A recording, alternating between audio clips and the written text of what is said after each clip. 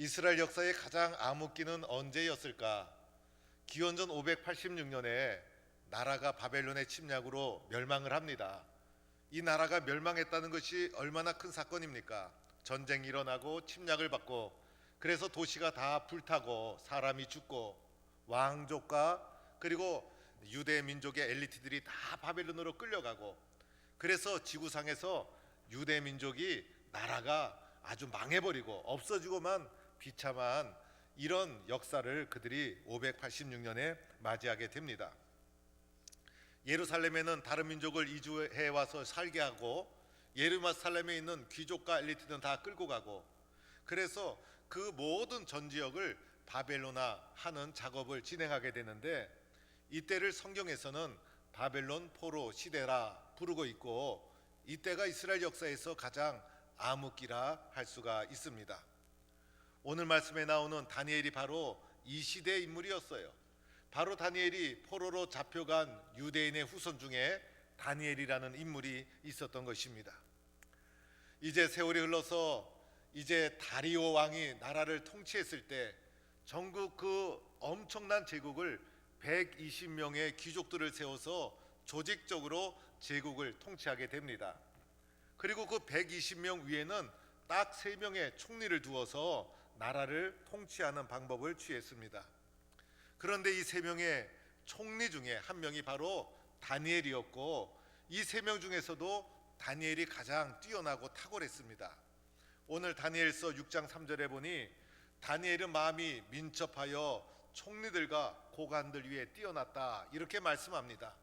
그래서 민첩하다는 것은 탁월하다, 그리고 비범하다, 이런 뜻을 가지고 있는데, 그래서 이 다니엘은 세 총리보다도 비범하고 탁월한 사람이 바로 다니엘이었습니다.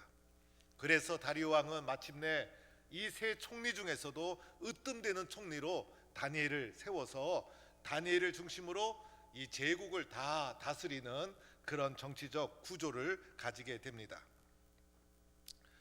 유대인의 포로로 잡혀온 후손이 바벨론 제국의 총리가 되었다는 것은 놀라운 일이죠. 마치 한국 사람이 미국에 이민 가서 미국의 이 국무장관이 되었다는 것과 마찬가지예요.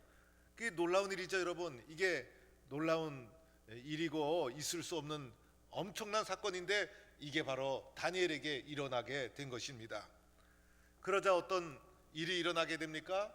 다니엘이 시기를 받게 됩니다. 왜냐하면 다니엘은 바벨론 사람도 아니고, 그 다음에 포로로 잡혀온 유대인의 후손이었고, 그래서 이 민족적인 뿌리가 달랐기 때문에 정치적인 시기를 받게 되고, 그리고 다니엘이 총리가 되고 난 다음에 얼마나 많은 정적들이 생겨나게 되었을까.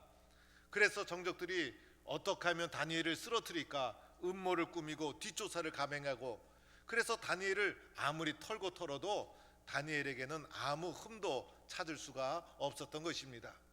그래서 오늘 다니엘서 6장 4절에도 보면 아무 근거 아무 허물도 찾지 못했으니 이는 그가 충성되어 아무 그릇됨도 없고 아무 허물도 없었음이더라, 이렇게 성경은 말하고 있어요. 그래서 아무리 찾아도 충성된 사람, 올바른 사람, 허물 없는 사람이 바로 다니엘이었습니다. 그런데 다니엘에게는 그를 걸고 넘어지려면 딱 하나 걸고 넘어질 게 있었어요. 그것은 바로 다니엘의 신앙이었어요. 다니엘의 믿음, 그것을 문제 삼는 것밖에는 다른 방법이 없었어요. 그래서 다니엘의 신앙과 믿음을 문제 삼아서 다니엘을 쓰러뜨리고자 하는 음모가 진행이 되어진 것입니다. 그래서 모함하는 자들이 음모를 꾸미는데 다리오 왕에게 이렇게 말하는 거죠. 왕이여, 이 넓은 제국을 다스리려면 강력한 통치 구조가 필요한데, 앞으로 한 30일 동안 어떤 신이든지 세상에 어떤 것이든지 구하거나 엎드리거나 또 굴복하거나 기도하면 그 사람은 사자굴에 집어넣도록 하는 이 통치를 강화하기 위한 법칙을 만듭시다. 이래서 다리오 왕이 딱 듣고 보니까 자신의 통치에 해로울 것이 아무것도 없고 자신의 통치를 강화시켜 줄 수 있는 법칙이라고 생각이 들어서 이 음모는 생각하지 못하고 그만 그 법칙을 이제 도장을 찍고 확인을 하고 전국에 배포를 하는 이런 금령이 선포되고 말았습니다. 그래서 오늘 읽은 다니엘서 6장 10절의 말씀은 이러한 금령이 선포된 직후에 다니엘의 반응이 어떠했는가 오늘 10절 말씀에 나와 있는 것입니다. 오늘 10절 말씀에 보니 다니엘의 반응을 오늘 말씀 속에서 알 수 있죠. 오늘 다니엘이요, 이 금령에 도장이 찍힌 것을 다니엘은 다 알고 있었어요. 다니엘이 총리인데 왜 모르고 있었겠습니까? 다니엘이 총리인데 누가 이 금령을 만들기 시작했는지, 어떤 목적으로 만들었는지, 이 금령이 누구를 쓰러뜨리기 위한 음모가 있는 법인지, 왜 갑자기 이 법이 나오게 되었는지, 왜 다니엘이 그 모든 것을 모르겠습니까? 다니엘은 이 모든 것을 다 알고 있었습니다. 다 알고 있었음에도 불구하고 다니엘은 집으로 돌아와서 윗방으로 올라갔다고 합니다. 윗방은 바로 다니엘이 늘 기도하던 작은 방이었습니다. 그래서 윗방으로 올라가서 다니엘은 예루살렘을 향해 창문을 쫙 열었다는 것입니다. 예루살렘을 향해 창문을 열었다는 것은 하나님을 바라보았다는 것이죠. 하나님을 경외하고 있었다는 것입니다. 비록 바벨론의 포로로 잡혀온 유대인 후손이었지만은 그 마음속에는 하나님의 자녀라는 민족의식과 신앙의식이 잘 뿌리가 내리고 있었던 거예요. 그래서 하나님을 경외하는 마음, 그리고 하나님을 바라보는 믿음이 다니엘에게는 살아 있었던 것입니다. 그래서 그 하나님을 사모하는 마음이 예루살렘을 향해서 창문을 열도록 만들어준 것입니다. 이렇게 창문을 열고 계속되는 말씀에 보니까 전에 하던 대로 이렇게 쓰여져 있죠. 그래서 이것이 갑자기 다니엘이 갑자기 오늘 하루만 이 일을 한 것이 아니라 전에 하던 대로 규칙적으로 습관적으로 늘 이렇게 늘 하나님 앞에 기도하고 예루살렘을 향해 창문을 여는 것이 이 다니엘의 습관이요 규칙이었다는 것이에요. 그래서 다니엘은 정해진 기도 시간이 있었고, 그리고 정해진 기도의 장소가 있었고, 그리고 정해진 기도의 습관이 있었고, 그래서 그 시간이 되면 그 장소에 가서 창문을 예루살렘을 향하여 열고 기도하던 사람이 다니엘이었다는 것입니다. 다니엘이 어려움을 딛고 총리가 된 것 기도의 결과였어요. 이 기도방에서 다니엘은 지혜도 얻고 힘도 얻고 하나님의 은혜로 총리에 이르게 된 것이죠. 그래서 그가 총리가 되었어도 이 기도를 중단할 수가 없었던 겁니다. 이어지는 말씀해 보니 하루 3번씩 이렇게 했다는 거예요. 총리가 되고 나서 얼마나 분주했겠어요. 그러나 분주했음에도 불구하고 하루 3번 규칙적으로 습관적으로 늘 기도하는 것을 중단하지 않았어요. 마치 우리가 아침, 점심, 저녁 하루 3끼 밥을 먹어야 살 수 있듯이 이 다니엘은 나는 기도해야 살 수가 있다. 아침에도 기도, 점심에도 기도, 저녁에도 기도, 이렇게 기도를 마치 양식을 먹듯이 늘 하나님 앞에 규칙적으로 쉬지 않고 아무리 바쁘고 분주해도 기도의 자리를 중단하지 않고 포기하지 않고 3번씩 규칙적으로 끊임없이 기도했던 사람이 다니엘이었다는 것입니다. 이어지는 말씀에 보니 무릎을 꿇고 기도하여, 그죠? 기도의 자세를 말해주는 것이죠. 겸손하게, 그리고 간절하게, 그리고 하나님을 경외하는 마음을 가지고 자신을 하나님 앞에 하염없이 낮추면서 무릎을 꿇고 간절히 기도하던 것이 다니엘의 기도의 자세였어요. 이런 기도의 자세도 중요하죠. 이런 자세에서 기도의 마음이 잘 형성이 되어지게 되는 거예요. 그래서 이렇게 기도하는 것을 보면 나의 기도 시간은 어떠한가? 나는 규칙적으로 매일매일 기도하는가? 나는 하나님 앞에 겸손하고 간절하게 기도하는가? 다니엘의 기도의 모습과 태도를 보면서도 우리의 기도를 비추어 보게 되는 것입니다. 마지막으로 다니엘이 이렇게 기도 내용이 나옵니다. 그의 하나님께 감사하였더라. 오늘 다니엘이 이런 금령이 선포된 사실을 다 알고 있음에도 불구하고 원망하거나 탄식하지 않고 그가 하는 소중한 기도의 내용이 감사기도였어요. 그래서 늘 하나님께 감사하며 오늘까지 살아왔고, 바로 이 순간에도 그의 기도의 내용은 감사기도, 이 기도가 다니엘을 위대한 총리로 만들어 주었다 할 수가 있던 것입니다. 여러분, 사람이란 환경의 지배를 받는 존재인 것이죠. 사람이란 상황 속에서 살아가고 있는 사람이 바로 저와 여러분이라는 것입니다. 그래서 상황과 환경의 지배를 받고 상황과 환경 속에서 고민하고 신음하며 살아가는 것이 사람이라 할 수가 있는 것입니다. 그런데 다니엘은 금령이 선포된 환경과 상황을 다 알고 있었죠. 그런데 그런 것에 개의치 않고 똑같이 하나님 앞에 무릎 꿇어 기도했어요. 무엇을 말해주는 것이죠? 다니엘은요, 기도로 환경을 뚫고 나가고, 기도로 상황을 넘어서고, 기도로 문제를 이겨나가고, 그래서 그는 환경과 상황 속에 얼매이고 예속되는 사람이 아니라 도리어 기도로 환경을 넘어서고 상황을 바꿔나가는 기도의 사람이 다니엘이었다는 것입니다. 또 다니엘이 이런 금령이 선포되었을 때 30일 동안 기도 실수도 있었잖아요. 예루살렘을 향하여 문 좀 열지 말고 문을 잠시 닫고 기도할 수도 있었잖아요. 하루 3번씩 꼭 기도해야 되나요? 이 30일 동안은 한 번으로 좀 줄여서 기도할 수도 있었잖아요. 다른 사람 모르게 은밀하게 기도할 수도 있었잖아요. 그래서 다니엘은 머리만 잘 쓰면 이 모든 음모로부터 다 피할 수도 있었고 벗어날 수도 있었다는 것입니다. 그런데 다니엘은 그렇게 하지 않았죠. 기도로 살아온 인생, 기도가 그의 인생의 중심, 기도 때문에 응답받아 오늘 이 자리에 이른 삶인데, 기도는 내 인생의 호흡과도 같은데 기도가 중단되면 나는 영원히 죽은 것과 마찬가지다. 그래서 그의 기도를 생명처럼 여기면서 기도를 중단할 수가 없었다는 것입니다. 이렇게 기도를 중단하지 않은 결과 어떻게 되었죠? 예상했던 대로 음모에 걸려들게 된 것입니다.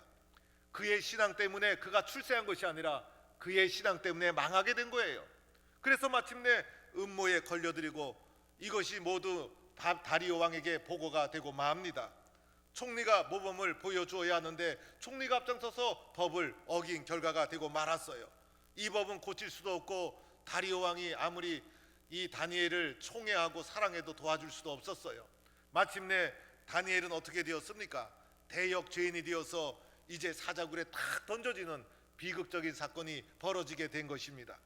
여기까지 보면 얼마나 슬프고 절망적인 이야기입니까?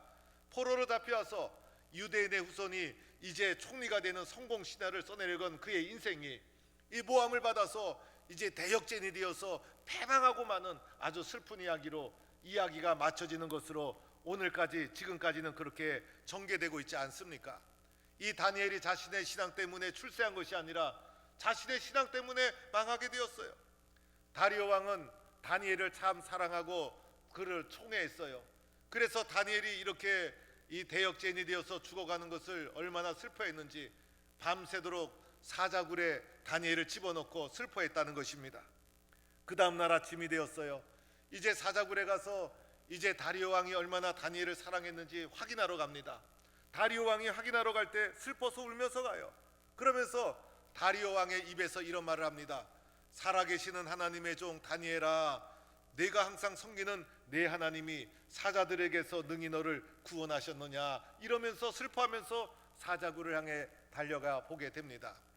그러자 이 다리오 왕의 입에서 나온 말씀 여러분 잘 보세요. 뭐라고 말합니까?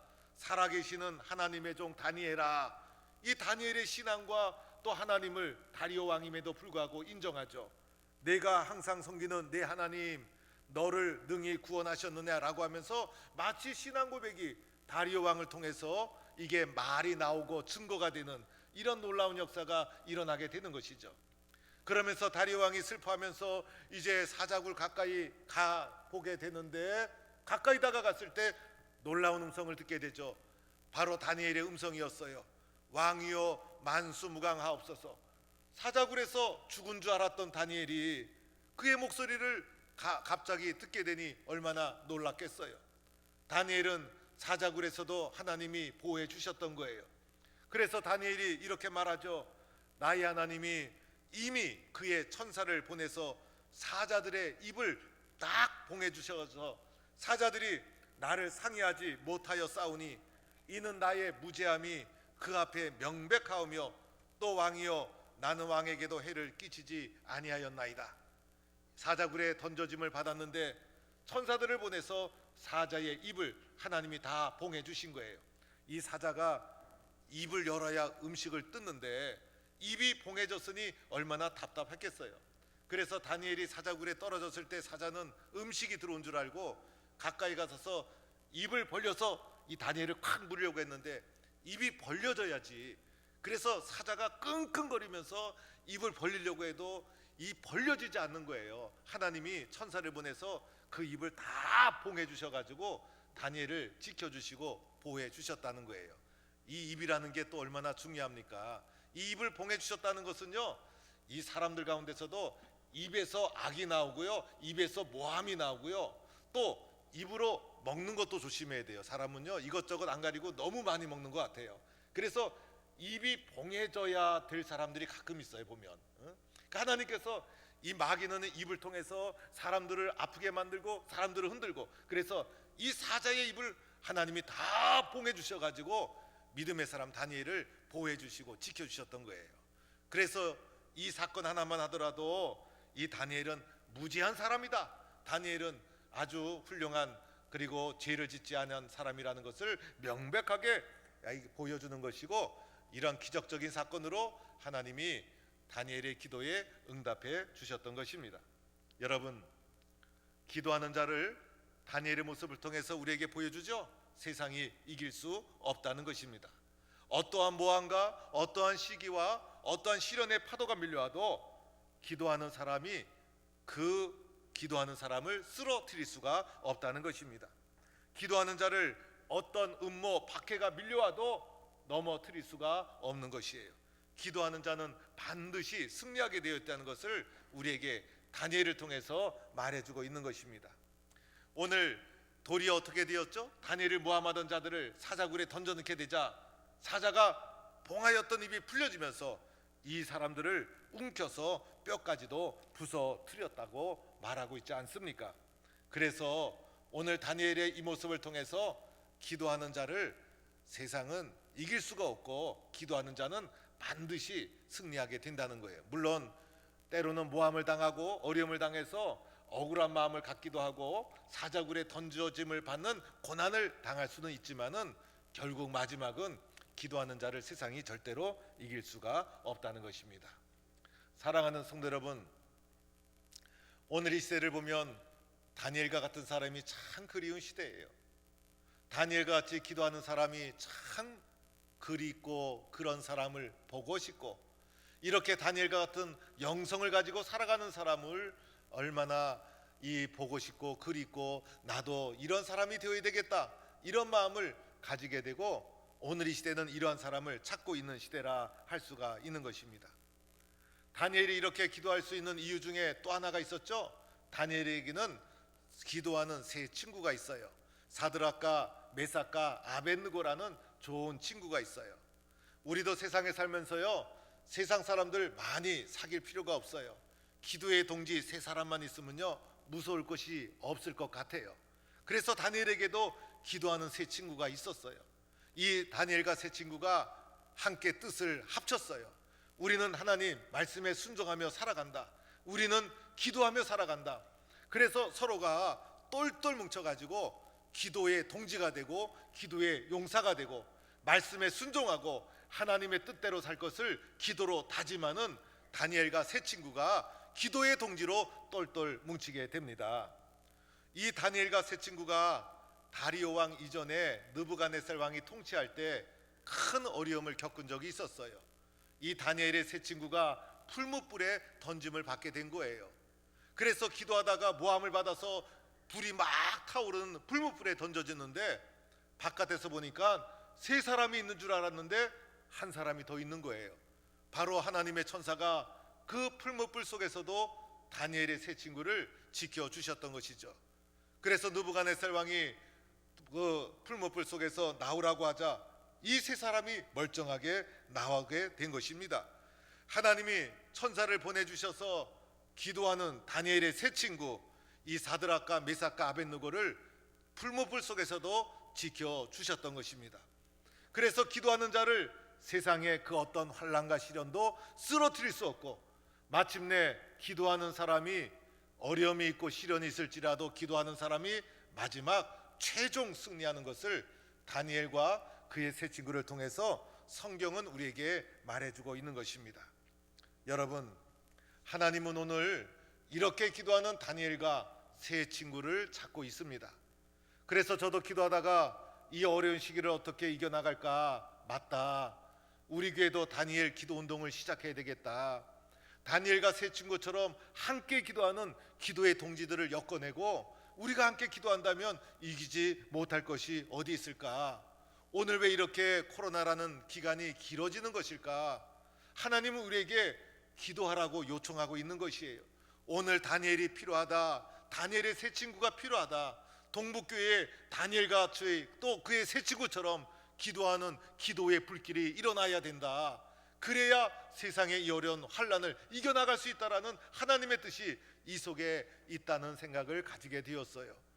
오늘 다니엘서 이 다니엘이 사자굴에 던져진 사건 마지막에 6장 26절에 가보면요, 다리오 왕을 통해서 마지막 고백이 나오는데, 오늘 다리오 왕이 이 사건을 통해서 마지막에 다니엘이 믿는 하나님을 인정하고 하나님께 영광을 돌리고 살아계신 하나님을 인정하는 이 다리오 왕의 고백이 6장 26절 27절에 나오는데, 다 같이 한번 읽어보겠습니다. 시작.